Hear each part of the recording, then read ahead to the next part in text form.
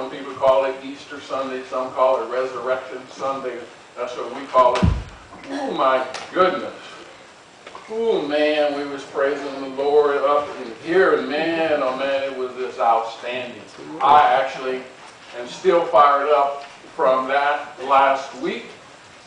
Just carried me right into our Wednesday night Bible study, carried me through the week, just fired up for Jesus. Anyone else out there fired up for Jesus? Yeah. Think about something he did for you, yeah. I would think. Amen?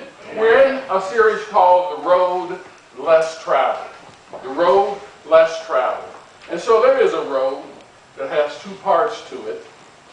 One road going one way, another road going another.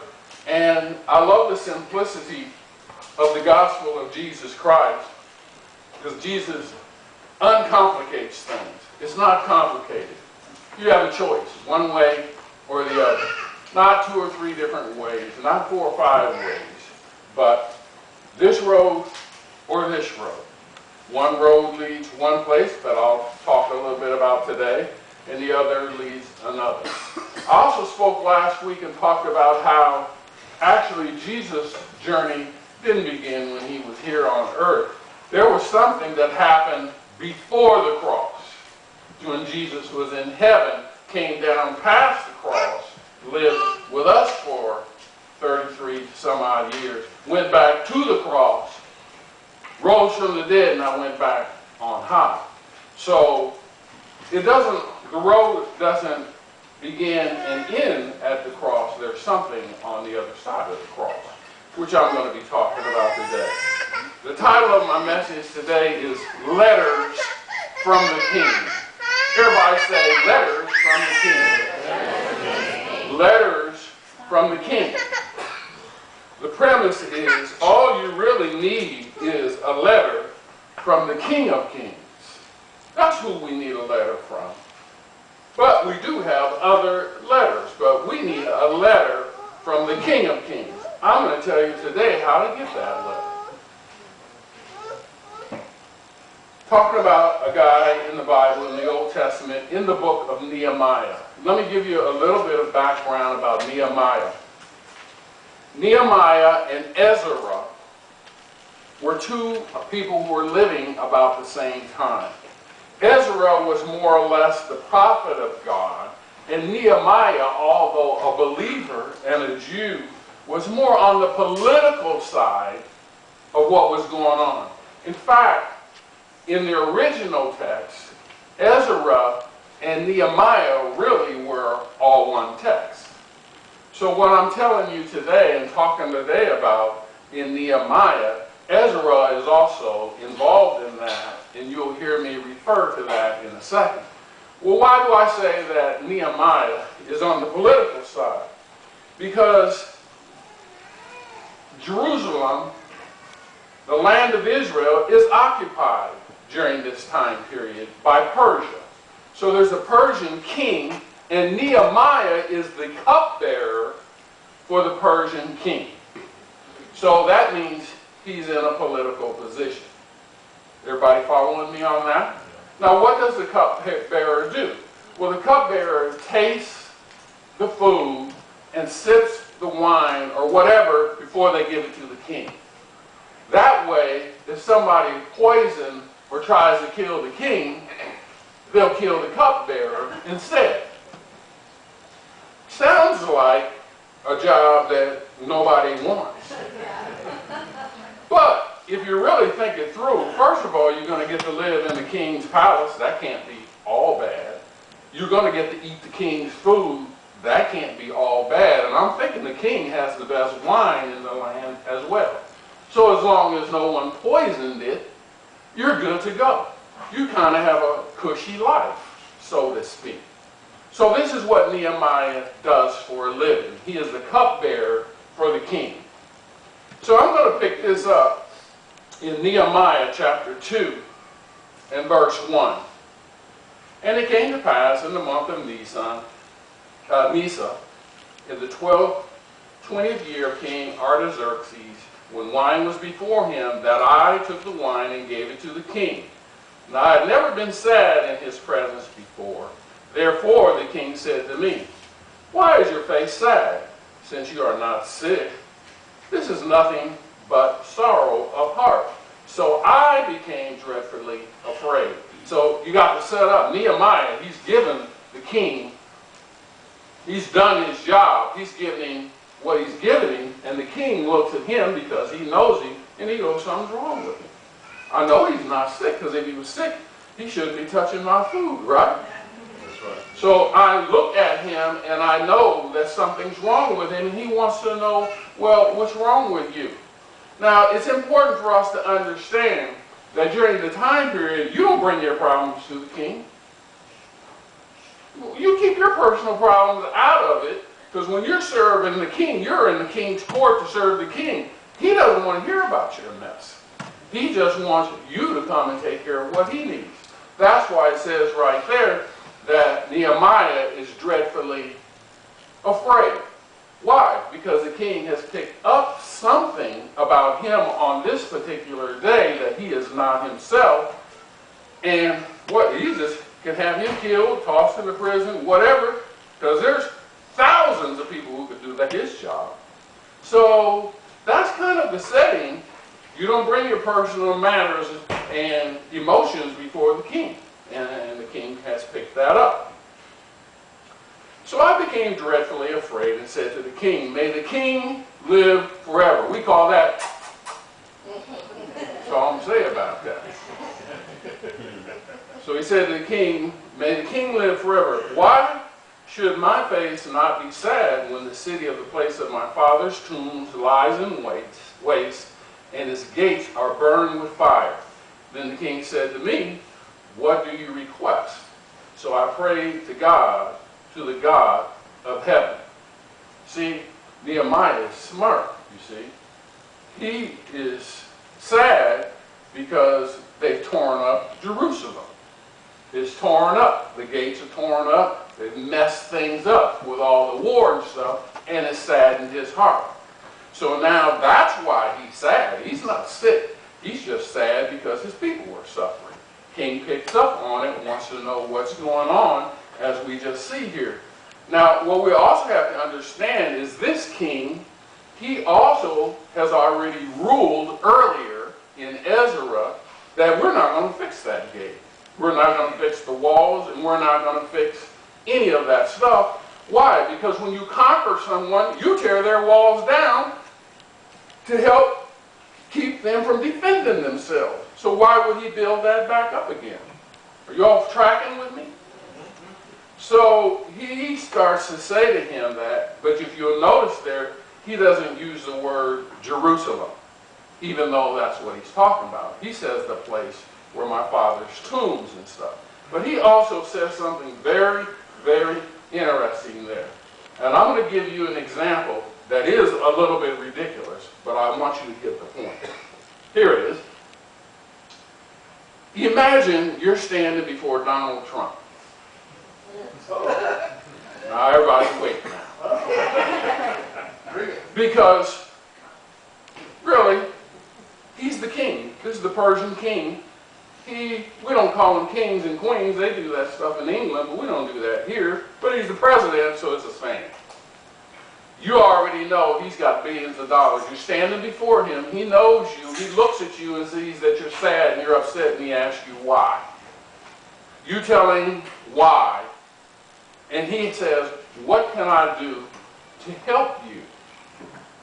Whatever you want, I'll take care of it. Donald Trump. You see, most of us would go, oh, well, you know, if you could just pay off all my bills. You know, if I could just get a new car, I've been always wanting a Ferrari. You know, if you could just pay off my house, how about you just stick a couple $1,000,000 or something in there, and that'll just take care of everything.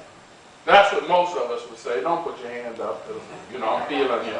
I'm feeling you about now. That's what most of us would say, if we would be honest about it. Could Donald Trump do that? He could do that with just his words. He'd just say, tell whoever, go to their account and put that money in. And it would be there just like that. But if you notice, Nehemiah didn't do that. The first thing when the king says, what do you want? Nehemiah prayed to God. See, that's how we always get ourselves in trouble, is people say things to us, even they're good things, as this is a good thing, and we respond back without asking God. Now, this doesn't say that Nehemiah said, hold up, king, let me go around the corner, go to the temple, lay down on the ground, pray to God, and then come back and ask you. Oh, no. You can pray to God in a moment. That's right. Right? I'm praying to God right now as I'm speaking to you. That's Lord, right. help these people understand your word. I'm thinking that right now. So, instead of just impulsively answering the king back, he prays. Because God's will is infinitely better than your will or mine. So we should consult him in everything that we do. And I said to the king, if it pleases the king, and if your servant has found favor in your sight, I ask that you send me to Judah, to the city of my father's tombs, that I may rebuild it. Then the king said to me, the queen also sitting beside him, how long will your journey be? And when you return? And when will you return?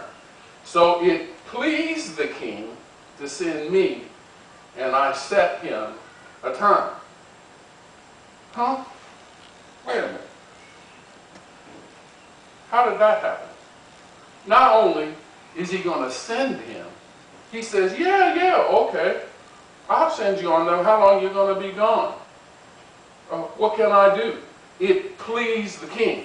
What point am I trying to make with you? See, we think that we set up governments and tear them down, but that's actually God. That's right.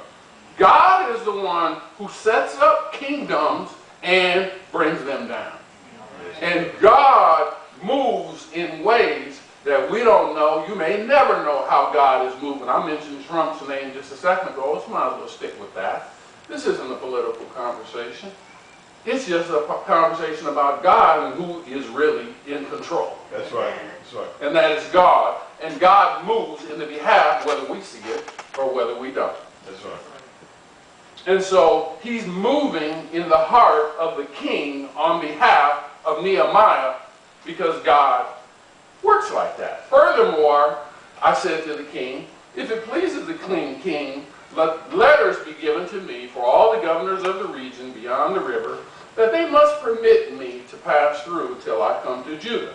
And a letter that asks for the keeper of the king's forest that he must give me timber to make beams for the gates of the citadel, which pertains to the temple, for the city wall, and for the house that I will occupy. Nehemiah got awful bold, didn't he? You all picking up on that? He went from being afraid to asking for everything under the sun. This is what he said. He said, I need some letters from the king. See, and the letters from the king have the king's seal on them. You see, I got a letter here, simulated. I'll put that on there. And when they put the king's seal on it, that pretty much means you better not open it if it doesn't have your name on that side. Don't open it. Because it's from the king and it's got the king's seal on it. So Nehemiah said, I need letters from you to give to them because they're haters on us. And if I try to come through there in my own power and authority, well, they're just going to kill me. But if I have a letter from you, they'll look at that letter, they'll see your seal on it, and I can pass through.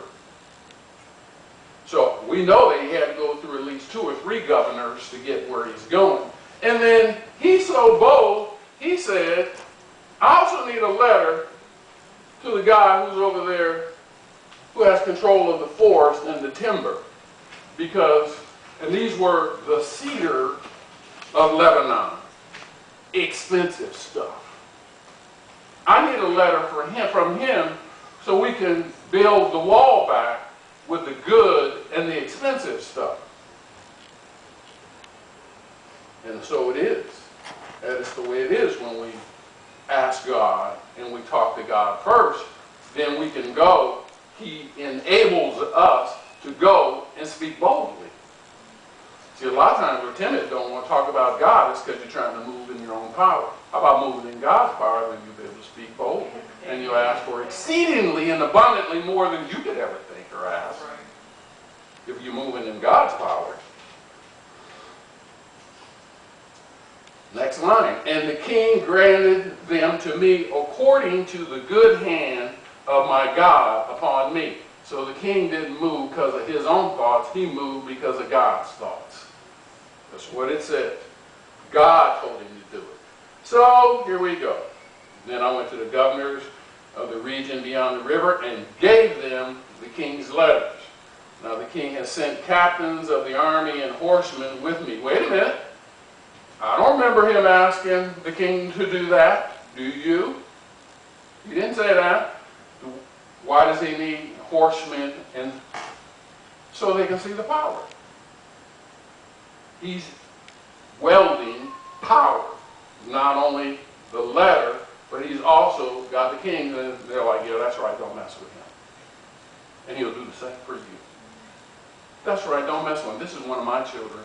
I sent them, don't mess with him. Don't mess with him.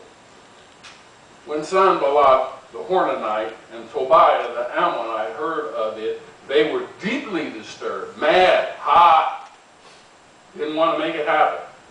That a man had come to seek the well-being of the children of Israel. Listen,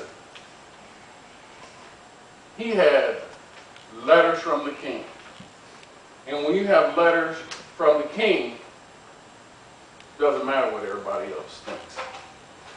They're just going to have to go along with the program. Number one in your notes, knowing who you are and who you are talking to is critical. See, Nehemiah knew who he was talking to. He was talking horizontally, but he was also talking vertically.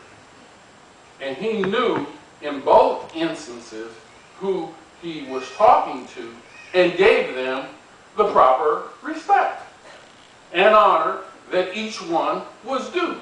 I think I remember Aretha Franklin saying something about that. Something about R-E-S-P-E-C-T. Y'all remember that song? Or I go, well, y'all listen to the old station, I know. So you know what it is. See, I actually, as long as I'm preaching, going to go on and speak on it. Because nowadays, we don't have respect for people and we don't have respect for things. And we don't have respect for what power that certain people have. And we don't want to respect it. We disrespect it. We have to understand that if someone is our boss and our supervisor, we don't have to like them to respect them. That's ungodly. I don't want to have to go to the scripture and pull it up for you, but if you're working there and they're the boss, you're supposed to be respect them. And if they're doing a bunch of ungodly stuff and leading you down that path, then maybe it's time to change the job. But while you're there, right, we're supposed to be respectful. And we're disrespectful many times when we should be respectful. And that always translates over to a disrespect for God. Because trust me, if I don't disrespect you, if I don't respect you and I disrespect you, I'm probably going to disrespect God too. I know you think it's the other way around. But there's something that has to happen. I have to understand the respect that I have to have for my parents. That I'm going to respect them whether I like what they're saying, what they're doing, or not. They're my parents and they deserve the respect that for being my parents. We need to learn in 2017 some lessons about respect. And then the king said to me, what do you want? So I prayed to the God of heaven. Praying to God and we'll get it. Number two in your notes. Since God is always at work, we have one requirement, which is obedience. Goes there. Obedience. In the very first message I taught in this series, I said this, that we hear from God, we need to listen. Hearing and listening are not the same thing. David, could you turn the air conditioner on, please? Hearing, I don't want y'all going to sleep. If you go to sleep, I'm going to have to yell louder.